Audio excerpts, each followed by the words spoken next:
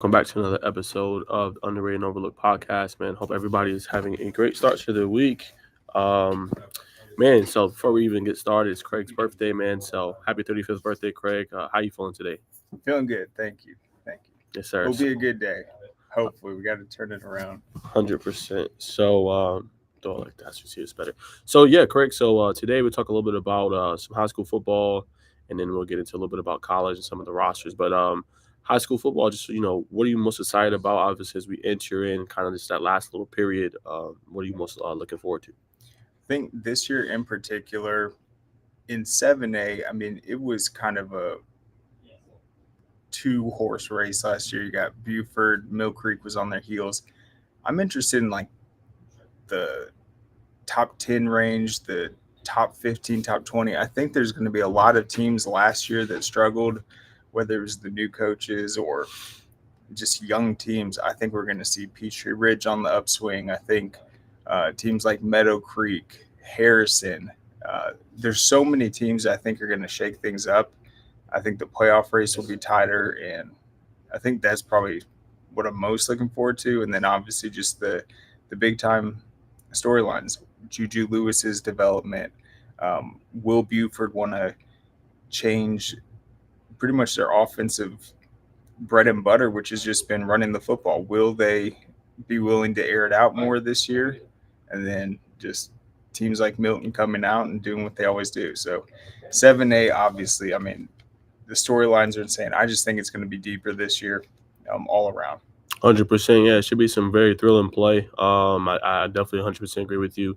Talent that's coming out of 7A and 6A and all of the talent in Georgia is just next level. So I think it's going to be a lot of fun. But I know you wanted to bring up a really good matchup that's going to happen in Ohio. I think the team is called Malisan.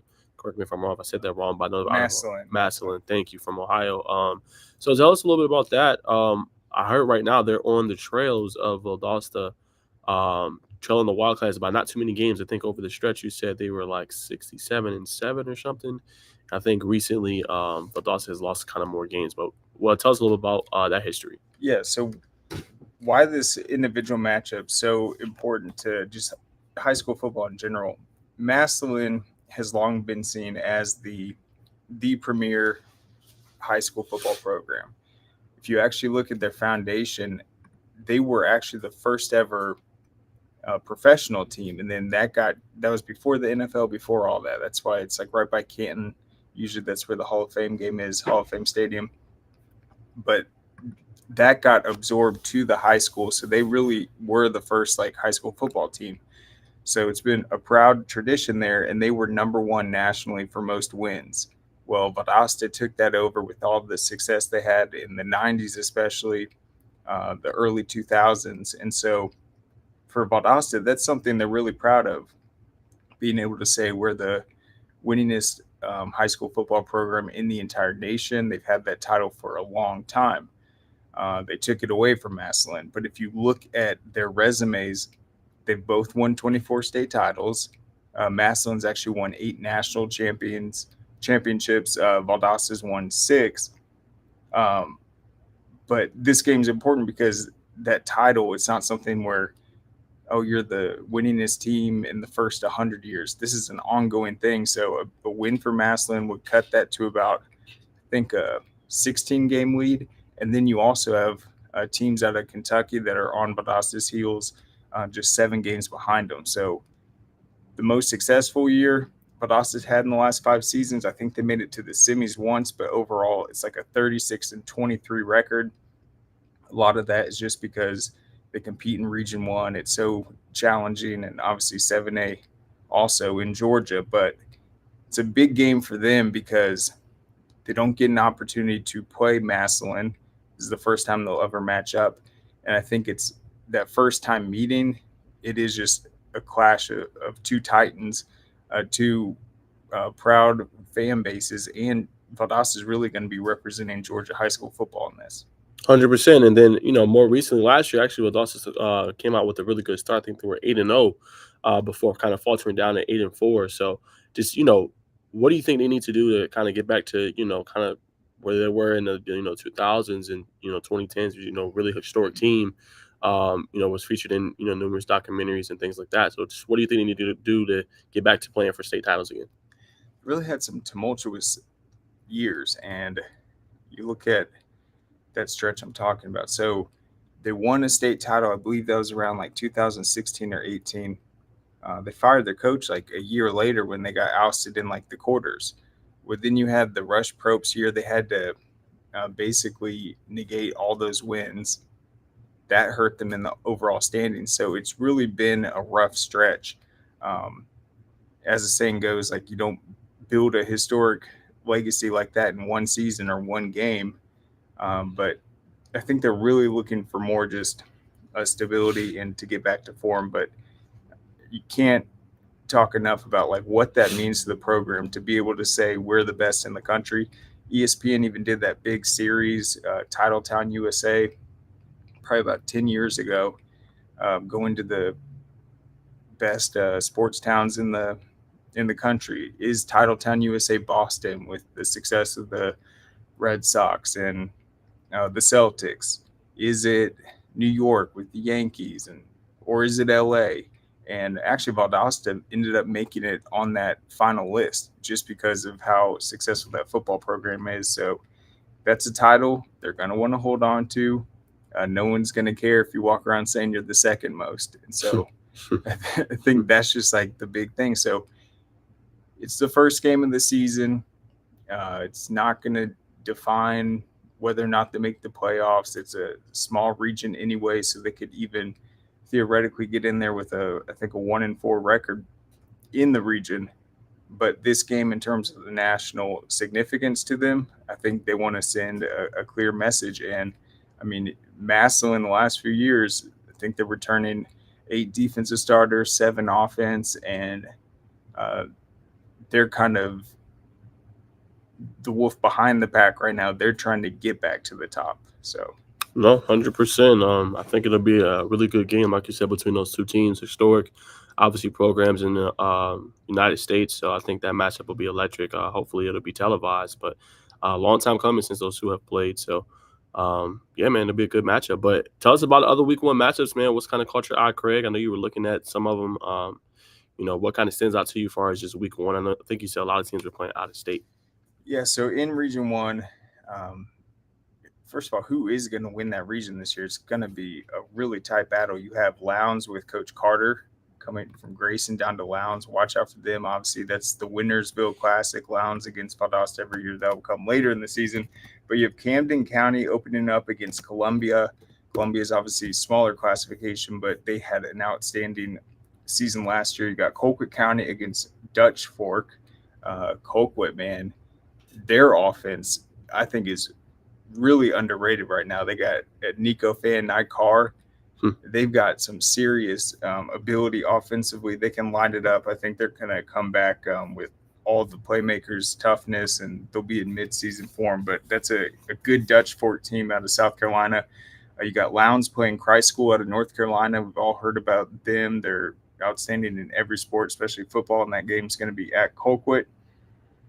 Richmond Hill, who's also in that region, they're going to be playing Effingham County, who had a great season. Matt Stewart had Effingham County really high on his rankings. I think they even cracked the top 10 or maybe top 12 in 6A. John Ford's the head coach there now. He was the coach at Buford before Coach Appling. He was the coach at Roswell that led him to 2 state titles, so he's doing a really good job there. But Richmond Hill, Effingham County, that will be a good one as well. In the other regions, week 1, how about Carrollton against Hughes? It's a hell of a game. I think I heard that game is actually televised too. Yeah, how about that game right there? Yep. You think that's going to be a big one? Without My a doubt. goodness, it doesn't get much better than that. 2 quarterbacks that in this era, with just the significance of building a recruiting class around the quarterback and quarterbacks getting on the radar earlier in their varsity careers. I mean, that is such a huge test for both of those programs. I think Carrollton's going to look even better this year. They got all those pieces, great receivers. And then Hughes, obviously, they've got a great challenge. They aren't going to sneak up on anyone this year after basically going throughout 2022 without having anyone come close to them. Yeah, they will be the hunted, not the hunter. So Yeah, definitely be a different look for them. But they got talented secondary too. yeah, 100%. And then Yeah. I'm interested in the Kel Parkview game. I think with Parkview, they remind me almost of the Falcons with just how deep their backfield's going to be. I mean, they're going to have the ability with Kyer Spain, who was the only player I can think of last year in 7A that rushed for over 100 yards in every single game. Uh, they add to the backfield with Traylon Maddox. They'll have a new quarterback, but they return what, 4 offensive linemen from last year. They're going to be able to run the ball really well. Kel, as good as their offense is, they did lose Baker from the defensive line. We know they have a good secondary, but they're going to have to match that physicality up front. So I think the Parkview Kel game, day one, will be outstanding. Yeah, 100% agree. Studs on both sides of the ball. I think the quarterback matchup will be interesting in watching that one. Obviously, I think both great tailbacks. Both are narrowing down their commitment. So, that'll be obviously interesting. And then, great secondaries as well. You got a 5-star Mike Matthews who's announcing his decision tomorrow of where he's going to play the next 3 to 4 years. You got Zealous Hicks. You got Jalen Crawford who just committed to Auburn. And then on the other side for Kale, you got Cedric Franklin. Um, you got Marquavius Sabor, who's going to Cincinnati. I think Franklin's going to Virginia. And they got another stud that's 2026 class, sophomore athlete for them. So, yeah, I mean, I think it's going to be a great game. Receiver-wise, they got Peyton Zachary, who had a great freshman year. Can't forget Kyle Vaca as well. Great vertical threat and good red zone threat as well. So I think it's going to be really interesting. Absolutely. And You I mean, Kel looked great against Peachtree Ridge in their scrimmage. But I do think that Parkview, matchup wise, will be a tough test. And if Parkview comes out and establishes themselves physically with that run game, it's going to be tough. I think ball control is going to go in their favor. Other matchups that are going to tell us a lot: North Cobb against Westlake, two teams that I think are both top 10. That'll be a really significant game right there. We saw North Cobb win our 7-on-7. And obviously, the Walton at Grayson game doesn't get much bigger than that one. My prediction is I think you're going to see Jeremy Hecklinski go out there and really steal that momentum week one. If he comes out there, has a clean 3 touchdown, 4 touchdown performance, and leads Walton to a win over Grayson, I think what we've been saying with all the talented quarterbacks right now, I think that's going to steal the conversation week one. 100%. I think he still the show week one last year, in my opinion, even though that it was a losing effort to put up that against a state championship winning defense. I think showed a lot. Obviously, Mill Creek improved throughout the season and got better as the playoffs and as the season went on, but still to put that kind of a performance, I think said a lot. And I agree with you. I think two teams that aren't getting the respect that they deserve is Westlake and North Cobb. And I think those teams always play, each other well. And I think that is obviously a top 10 matchup. I think they're actually both bordering outside of the top 10 in most rankings, preseason rankings. But I think if those two teams, I mean, North Cobb's going to be interesting. Nick Grimstead is going to be the quarterback. They got a really great running back in David Semi, who's going to Clemson. They got some good weapons, too. We saw how good they are winning the 7-on-7 tournament. Westlake got some dogs, too. Secondary is really deep. Christian Peterson just committed to UCF. So they got some dogs on both sides. So as you said, Craig, I think that's another great matchup as well. Yep. And then Buford against St. Francis Academy. We obviously got to track that one. But I mean, you saw Walton, they won the Archer 7-on-7. In the Corky Kell, they basically lined up for a potential game winning 2-point conversion. They got a flag. They didn't let them go for it. They almost won that one. You saw them win the one in Hoover, the hustle up 7-on-7. You could tell, though, visibly, Jeremy Hecklinski has got better. I couldn't really put the exact pin on where he's improved. It's almost just like he leveled up completely. It's like the confidence is there, the ball placement, and then he's done it so quietly, which is, I think that's like the most exciting part about it is like somehow he's still kind of floating under the radar, and it's like he's just ready to explode this season. That's it. He's locked and loaded. If I had to say what stood out to me is, as he said, um, his arm strength has gotten better. As you said, the throws and the placement, he's anticipating better. To me, he knows where to go with the football. He can dissect coverages easily, and a lot of people now are starting to get on the radar of him. And as I said, leaving that tournament, and I said it in a podcast, I think he's 4-star, 5-star level quarterback right now. I mean, you can't tell me, and as I said in the podcast, you can't tell me 5 quarterbacks right now in the state of Georgia that are better than him.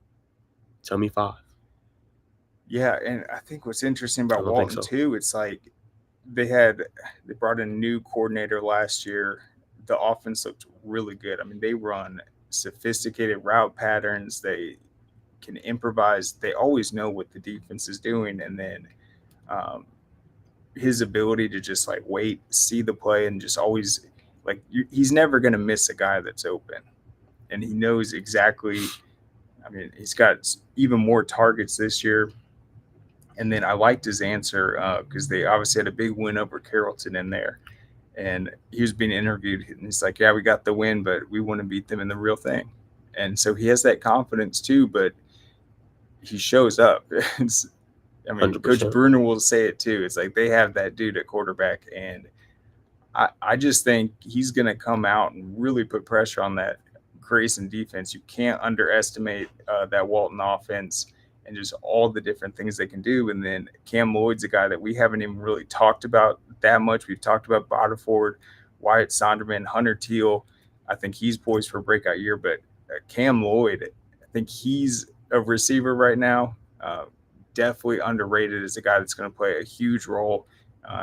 Basically impact every single game this season. Yeah, he was second in receiving yards last year, right behind Teal. He had 800 and I think either 51 or 61 yards. I think he's one of the best slot receivers in Georgia right now. He's always open, and he's one of those receivers. He could take a short hitch or a slant or a post and take it the distance. So I think you're going to see that again this year. I think he'll be primed for over 1,000-yard season and 15 plus touchdowns. He's really special, and when I watched him play, I mean, even at the tournament, he looked like he was just always open and always finding the seams in defense and being able to kind of create a separation from the defender. Yeah, I think, I mean, you got such good insight at that tournament, but you were talking about some of the things that like a Walton team can do this season where if they weren't necessarily as big up front defensively, they have such good linebackers with Ashton Woods. Um, they've got some really good athletes on that defense. And I think their ability to move it around where some teams might have a size advantage, they're going to be able to be flexible enough to not have the same mismatches that exposed them in years past. I think that's going to be a key. They've got some big time transfers to that defense that I've just been impressed with. I think they're going to be able to tackle well, and it's not going to be as easy going up against that Walton defense this year as it was last year for sure. Yeah, you definitely. I think even now, I mean, you've seen it on the high school level. You got to be a little bit of versatile, especially if you don't have the size. It's hard to have size all the time, but if you got a bunch of guys that can play a nickel, safety, corner, you got linebackers that can play edge, even drop into coverage, play outside linebacker too. I mean, it bodes well for your team, and then you're just able to do so many things well, and then your team is just moving in unison. So, 100% agree. I think, as you said, I think the secondary should be better this season. Jordan Bride is going to be a player to watch for. Just coming over, he's going to play a little bit of everything for them. Corner, probably a little bit of safety. He's going to be a player to watch for. He can kind of lock down one area of the field. So, I mean, if they are able to kind of have that flexibility defensively and can play at a high level, sky's the limit for Walton. Yeah, I think that's what we're going to see. So you basically create that like star position, and then if you have Ashton Woods, he's disrupting, he's stopping the run, he can drop back, he can do all that. You shore up one side of the field, maybe neutralize that, and then you have a guy like him that, as you said, can just cover an area, do it all. You're really putting a unique look defensively against them. So, and that comes with the film preparation, knowing the style of play. So, I think that's just going to be a really interesting matchup to see a team like Walton come out against Grayson, new coaching staff. Um, Always just so physical, so fast. Honestly, one of the more consistent teams in the last decade. Last time they played was the state championship game. I just think that Grayson offense, it's not going to be as easy as in years past, just in terms of the defensive looks they're going to be getting, just to try to throw them off. 100%. So, yeah, great preview right there, guys. Again, that's going to be a great matchup to conclude basically the first week of high school football. So, y'all stay tuned for that. I'm sure that'll be a lot of fun looking at that game and breaking down those two teams, whoever calls it. So, stay tuned for that. But Craig, any other big news you saw on the high school market before we go ahead and transition to college? We'll be doing our big announcement tomorrow at 5. Is that right? Yep. Yep. That'll be Ryan Jenkins. Yeah, Ryan Jenkins Yep. from Westover is announcing his commitment live. We'll have a special for y'all. So stay tuned for that. That'll be really exciting. I think our first ever one. So stay tuned for that. He's really a beast. They made the playoffs, I think, for the first time in, I think, 7-8 years. But he had, I think, over 10 plus sacks last season, a couple forced fumbles. Kid's next level, man. Great to see him be able to be a 3-star and announce his commitment. So stay tuned for that. It'll be a lot of fun. Yeah. Who does Westover open against? Let's see real quick. That's a good question. So Westover, they're in Region 1 in 4A. That's an outstanding region. Bainbridge, Cairo, Hardaway, Shaw, and they're gonna be playing Doherty out the gates. It's a big rivalry game. Tons of talent. Cameron Davis is over Cameron there. Davis playing that quarterback and plays defense too, right? I think he does. Yeah, he plays a little bit of everything. One of the best players in the state. So that'll be a big matchup for sure. Yeah, week 1 they'll get a good test and know how good they are. Doherty got some really good players. I think Maurice Davis is another one that just committed to Ole Miss. So definitely some name brand players. So will be a great matchup. Yep, it looks like another one that popped out was Gainesville against Marist. I think that would be a good one. Yeah, actually, and Gainesville won the consolation bracket. So Gainesville is going to be another team to watch. A lot of the great young players. They bring a lot of their starters back, except their running back. Running back's going to be a position to watch for them. Gavin Hall, Mikael Steffen. They got some guys as well. So Gainesville, Marist, I think that'll be a good matchup to see. And I think Marist has Luke Harpring, who's going to Georgia Tech. So yep. And then one more. I just keep looking at it. I mean, because teams are aggressive and they're non-region, we're getting way more. It's amazing. It's like when the Corky Kell started, that used to be the only games played in that 0 week, and now you also have Alpharetta against Jefferson. That's going to be a huge game too. Yep, 5-star Sammy Brown, Alpharetta placing their quarterback position, but got some studs: Sean Wilson, Ashton Moore on the defensive side of the ball. Last year, I think they had a really good offensive line. I think 6'3", 6'4" plus. Yeah, man. I mean, that was a 57-56 game last year. It was crazy ending. Yep. So that's it. Let me see if who does it? Is it the Cedar? Let's see the Cedar Grove, Sandy Creek region real quick. All right.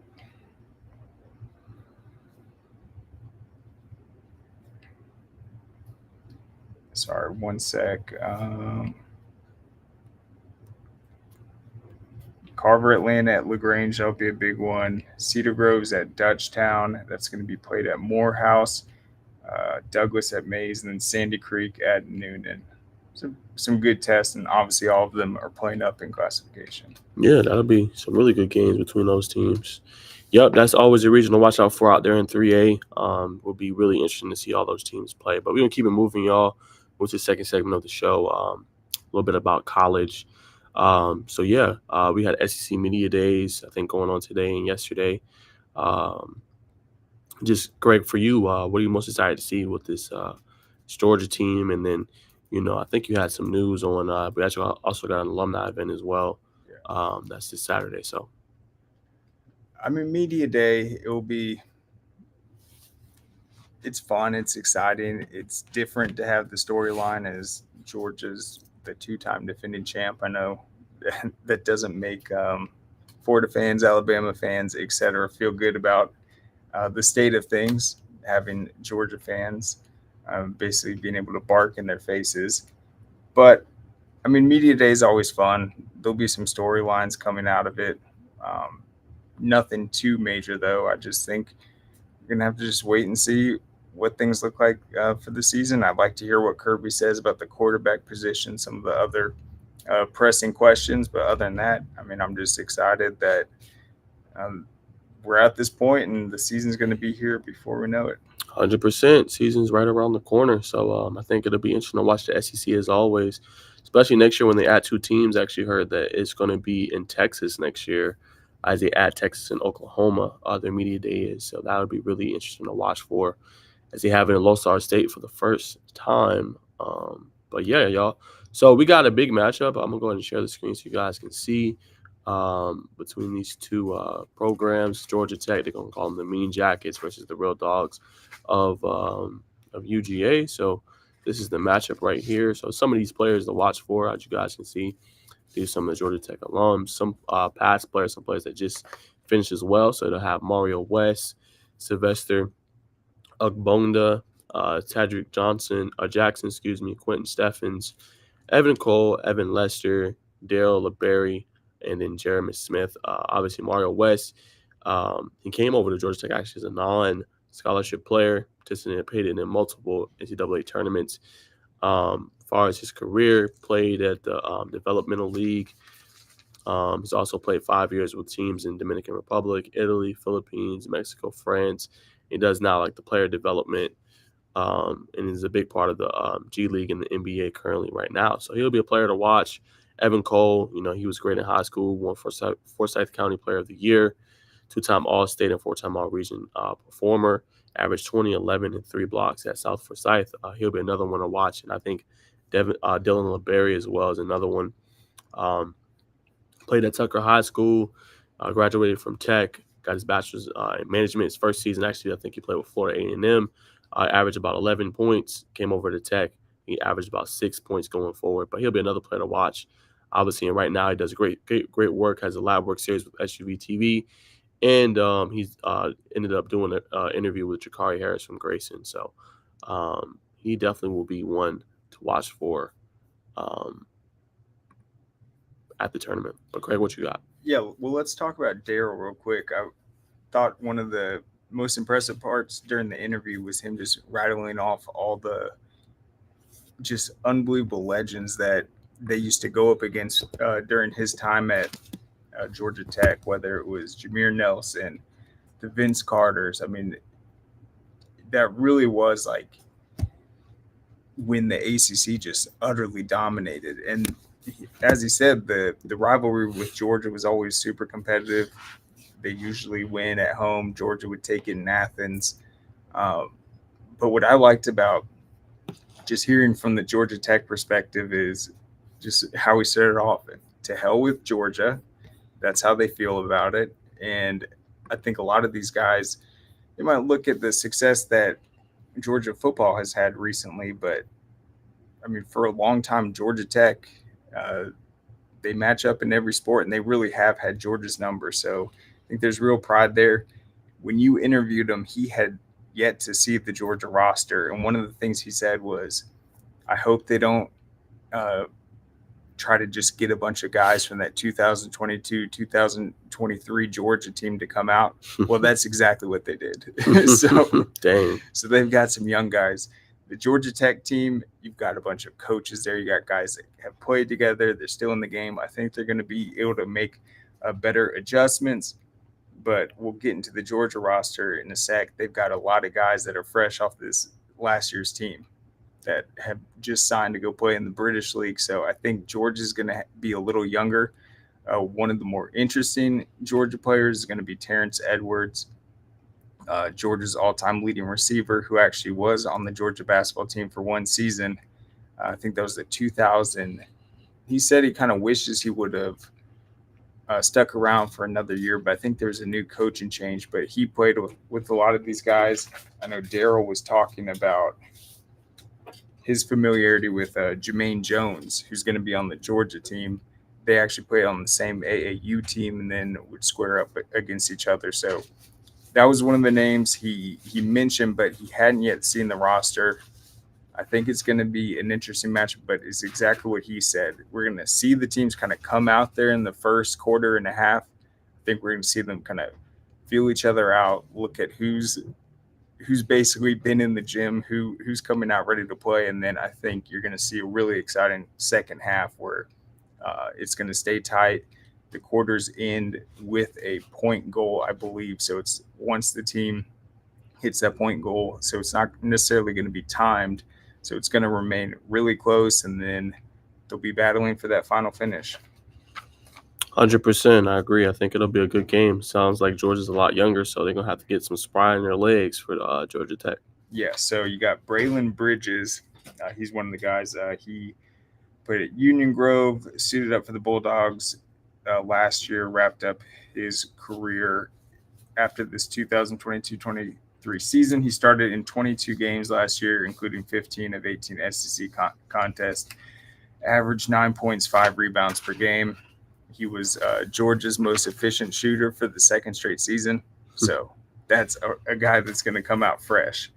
Um, he had a big game last year in the holiday hoops giving against Notre Dame at State Farm. He scored his 1,000th point, grabbed his 500th rebound, and it was his 100th game. And he's the one, he signed with the British Basketball League on July 3rd, and he will be competing for the Riders this season. Some of the other young guys, Mardrez McBride, he actually transferred to Georgia for his 5th year. So this past season, he was an outstanding player at North Texas. He actually led them to their first ever NCAA tournament win. He started in 60 straight games, and he is going to be the big 3-point threat. I think Georgia has a bunch of guys that can really shoot from outside. And you look at his point totals, he scored 78% of his points last season from beyond the arc. He's not afraid to shoot it. He was the first Georgia Bulldog to have back-to-back games with 5 3-pointers since Kenny Gaines, who is also going to be on the team, and he graduated in 2016. So he's fairly young as well. I think that's going to be the more interesting thing. Georgia has some youth. Georgia Tech has guys that are familiar with coaching. I think they're going to be able to make better adjustments, and obviously you can't count on a guy like Mario West, who's just an incredible leader and also electric player that's going to be the GM for the Mean Jackets. 100%, man. Great breakdown by Craig. Some of the talent to watch out for Georgia and the Real Dogs. I think it'll be a great event put together by Mario West and several others. So I think it'll be a lot of fun. You guys can go back and look at some of the interviews from some of the players on the podcast. You can go to scoreatl.com or you can go to our YouTube page and find all those interviews. So. Yep, I'll have Jermaine Jones and Mario West on tomorrow at noon for about 40 minutes. We'll talk to both of them about the matchup. You can go to scoreatl.com. You can go to the league website. That is going to be at, I have it on Eventbrite. Here we go.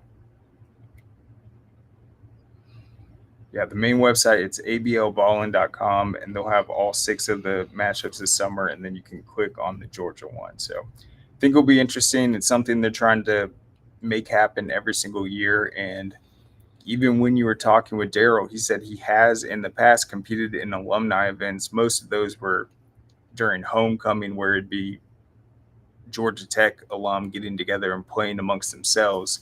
This is unique because it's going to be obviously Tech versus Georgia. But I think alumni events are a good idea, and the sport like basketball is one where you can do it. And all these guys have a love for the game. And I think being able to suit up in a meaningful game where it's going to be competitive, neither team wants to lose. I think that's something that all of us enjoy as athletes and former athletes. 100%. 100% agree with that. Definitely will be a lot of fun. So keep a lot for that. Great description by Craig, and he'll have a great show tomorrow with 2 great guests. Learn a little bit more about them and how much you're excited for this game. So keep it locked for that. But we're going to keep it rolling. Any other major news you saw across the landscape? Let's talk about the Wimbledon finals. I was just so impressed with that. I didn't really know what to expect. I'm familiar with Carlos Alcaraz just because I've seen some of his highlights. I've never sat and watched an entire match by him, and it was just unbelievable. And I think what stood out is they were saying that was only like the 4th tournament that's on grass he's ever played in. I think he specifically entered like a London tournament to kind of get prepared on grass because, let's be honest, Djokovic is the king of grass. You watch the different surfaces in tennis. I mean, it's a huge difference between Clay. And I mean, this Alcaraz guy can get it done. It's because he's so quick with his wrist. His returns are insane, the angles he's able to do. And after losing that first set the way he did, I think he was down 5-0, eventually lost 6-1. The mental toughness he showed in that second set, where he knew if he went down 0-2, it was over. He had to fight like absolute hell in that set. Every single point mattered, and that's really where he won it. Obviously, he had to hold off Djokovic and played outstanding the rest of the way, but to bounce back from that first set like he did, to battle through that second one where, I mean, it really was make or break time for him. And you heard Djokovic afterwards, he's like, I lost to the number one tennis player in the world right now. So I just thought it was insanely impressive. And even if you were pulling for Djokovic, I think Carlos Alcaraz represents everything that makes tennis exciting. 100%. I thought he did a good job, as you mentioned, battling back from that first set. And what was so impressive was his serve, right? His serve was giving Djokovic a lot of problems. And I think just the plays he was making, like I've never seen, as much as I've watched Djokovic, just having to dive for the ball. Usually he has it on lock. He's not having to stretch out or, kind of, go all out. And it seemed like he was. And it seemed like, Alcaraz really challenged him. And what's so impressive is this kid's young. He's only 20 years old. So there's a whole bright future ahead of him. And he just beat, an all-time legend in Djokovic. So he's definitely buzzing right now. And what's so cool, I think, about this tournament that stood out was just how good the young players played and how good, obviously, they made it competitive. Eubanks coming in and getting his first shot, making over 400,000, pretty much almost half of what he usually makes. Or half of his career earnings, excuse me.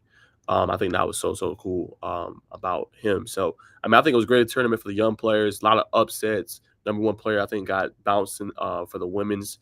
What's her name? Svovolina came in and knocked out the number one player. So it was a great tournament, I thought. And shout out to Steph Curry. He actually won an American Century championship in golf, which was so cool. He hit a hole-in-one that went viral on social media.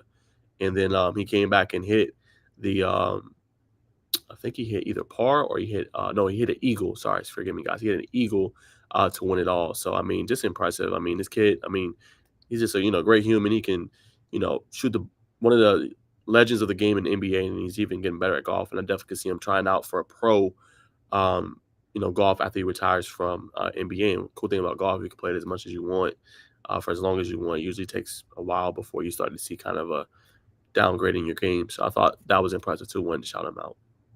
Yeah, it's extremely impressive. I mean, it always amazes me when guys that play other sports get out there and are just that good at golfing. I mean, I just think it's such a hard sport. It's so frustrating. Usually you're good at one thing, you can drive it, but I mean, it just takes tons of practice. So I mean, for him to go out there and excel like that, I think you're 100% right. We could see him just being a guy that helps promote golf in the future, enters these tournaments, whether it's a real one. I think we saw, didn't John Smoltz or someone else did? Tony Romo, maybe? Yeah, Tony Romo was there. Mm-hmm. Yeah, there's been a couple. Simon Elbit was there too. But no, that's really exciting. But yeah, I mean, back to the tennis, what we witnessed, it's just so impressive. I mean, every single point for 4 hours and 52 minutes. I mean, 20 years old. It's crazy. The guy's a magician. He makes shots that have people in disbelief. The angles, the quickness, and his ability to cover turf. I mean, it's just insane. And I think a lot of people are excited to watch what his future holds. He obviously, there was a change of the guard that happened. He won the big Grand Slam, beat the all-time champ while doing it in an incredible comeback match, and now kind of the sport's his if he takes it. So I think he will. 100%. It'll be intriguing to watch, as I think there's more opens to happen. So great win for Carlos Alcaraz. Bright future ahead, and obviously great tournament too from Djokovic. Just came up a little bit short. And yeah, Jimmy, we do follow boxing. We haven't talked about a lot on the show, but I think if there's a major primetime boxing match, or if you know of any, definitely comment those below. But if there's major ones, yeah, we'll definitely follow and talk about it in shows going forward, 100%. I think we talked a little bit about the major one this past year with Garcia and Tank Davis, but yeah, we definitely follow it. Might see a little bit of that going forward too in that professional segment. But anything else, Craig? Man, you got as far as just oh well, I definitely got to bring this up. I'm sorry to cut you off, Craig. The running back market is kind of insane. So that's a good topic. Yeah, I got to bring this up to y'all. I want y'all to see this and kind of get you guys' thoughts. Let me find it. I thought this just defines it so well. Hold on. Did Derrick Henry start this conversation? That's a good one. I don't know if it was him, but I saw his quote. The quotes on that was insane. Okay, so I'm about to share the screen. Jimmy, I hope you're watching this too. Oh, Carver versus Spence, July 29th. That'll be an interesting one to watch. Okay, appreciate that.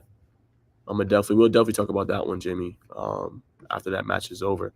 But Coach, put your eyes on this. I think this is intriguing. Ooh. So this is not open up your eyes, you tripping. So this is Najee Harris that plays for the Pittsburgh Steelers. But look at this. Average salary for a NFL running back in 2023 is $1.1 million. Average salary for a kicker, $2.26 million.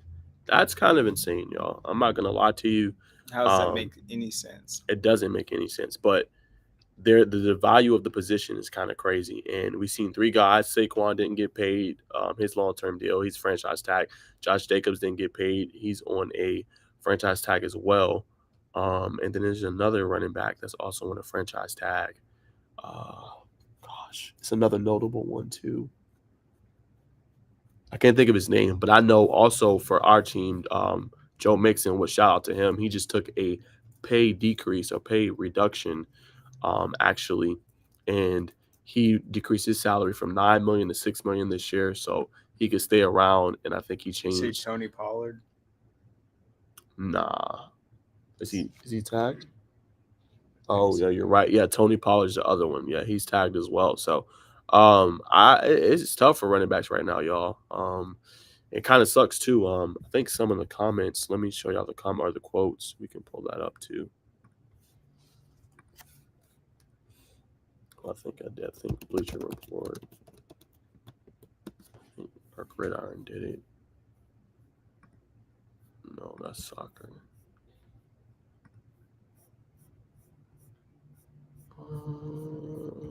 Let's see. Okay, so here's some. So this Christian McCaffrey. He says this is criminal. 3 of the best players in the entire league, regardless of position.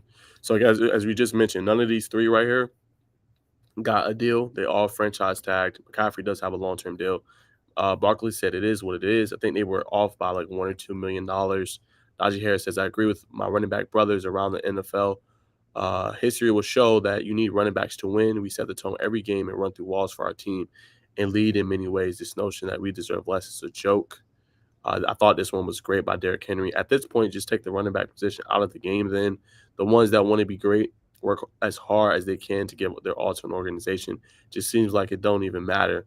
I'm with every running back that's fighting to get what they deserve. So I agree. It is a tough position because, right, you can hit the ground running as a running back so early in the league, and you can get them for pretty much nothing starting out. And I also think that the injury history too doesn't help running backs because, after about 3 to 4 years, which, they can hit the ground running, you'll see kind of a precipitous drop off. So it's definitely tough. Jimmy said, looks like he said, kickers score more points and they have more pressure. You can maybe make that argument, yeah. But I think running backs have to do so much. They have to be able to block. They have to be able to, run in between the tackles. They have to be able to, catch the ball. So I just don't like the devaluing of the running back. I think they should still make more than kickers, in my opinion.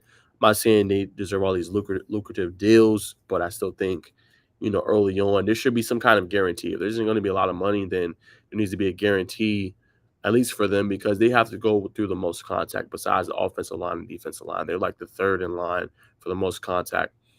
I definitely think they need something in place. Like I think even Dak, he didn't win a Rookie of the Year, but I think he was guaranteed a salary of $450,000. I think in his rookie season, there needs to be something like that in place for running backs. However you feel, I wouldn't be opposed to having a fully guaranteed deal for a running back coming out far as their first couple of seasons in the league because they hit the ground running. You know what I'm saying? They hit it out, whatever that may be, 13 million, 14 million, whatever the rookie contract is. I think for running backs should at least be fully guaranteed. And then after that, whatever, because then at least you're saying, hey, we know you're going to probably be, even though there could be a, question mark or there could be an unknown, but at least you're guaranteeing their contract. At least they are guaranteed to that money because you can cut them whenever and then they're done, and it kind of sucks. So that's what I would say is maybe a solution. Yeah, it's crazy. I mean, yeah, that kicker comparison is one thing, but I mean, there's backups or even quarterbacks that end up losing the job to a young guy or they get hurt, and then you have backup quarterbacks not even playing that are getting paid more. I mean, it is a tough league. I get it, but at the same time, it's like there has to be more value on a running back than just his rookie contract, those first 4 years. I mean, and that seems to be what's causing all this is you just replace them with young guys for cheap, and so then you have a good first 4 years in the league, or you're at the end of your deal, and then teams just aren't paying. Yeah, so something's got to happen, but that is really tough. And people brought up Le'Veon Bell and some situations in the past, but I mean that was his entire argument. He's like, look at the numbers. I'm not just a running back. I catch too. It's like the position running back. It's almost like you hear it and it just makes you think concussion, ACL, but it's just that's not true either. It's like these guys are out there catching balls, making all sorts of plays, not just putting your head down and getting hurt every game. 100%. I 100% agree with that. So, yeah, man, it's interesting to see the devalue of the position. Hopefully, it gets better for the run backs going forward. But it's almost like if you have a kid now, you don't want to train him to be a running back because, I mean, you don't get no money really in the league. You want to train him to be either a receiver or, a tight end that can play receiver or, a defensive back or, at least they got some value at those positions. So, 100% agree. Like, increase the roster size and have multiple running backs. I don't know, but there were times last year Jalen Hurts is taking 12, 15 carries, and then we'd have that same discussion about his wear and tear and, okay, he needs to make more money. Well, he got his contract, but he also led him to a Super Bowl. So, yeah, I think it's a good conversation to have. I think it's also interesting based on the Falcons taking Bijan as high as they did and then all the different things he can do. But some interesting arguments for sure, and I like that they're kind of banding together as a whole position group. 100%. And appreciate your comments, Jimmy, as well. And yeah, I mean, I think they should have some kind of guarantee. Wear and tear, yeah, it makes their career shorter. We know probably max 6 years, probably 3 or 4. Freeman. Yeah, and that's it. And that kind of sucks, So I'm not saying they should be making quarterback money. I'm not saying they should be doing anything like that. But I think guaranteeing their first contract in the league, regardless if it doesn't work out, I think it would do a lot for them. And it's just so crazy how much it's changed. It's like most people, when they grow up watching the NFL, it's like LaDainian Tomlinson, just all these Priest Holmes, all these incredible running backs. And now we have some of the best of all time still in the game, and they can't get extended. Yeah. It's crazy. That's insane. But I think that's all we got for y'all for today, man. I appreciate y'all tuning in. We're going to get back to work. And thanks for always supporting us, Jimmy Cash, Dave, all of our viewers and things like that. So keep it locked for more content. And we will see you guys soon, man. Y'all have a great rest of the week. We out. Thank you.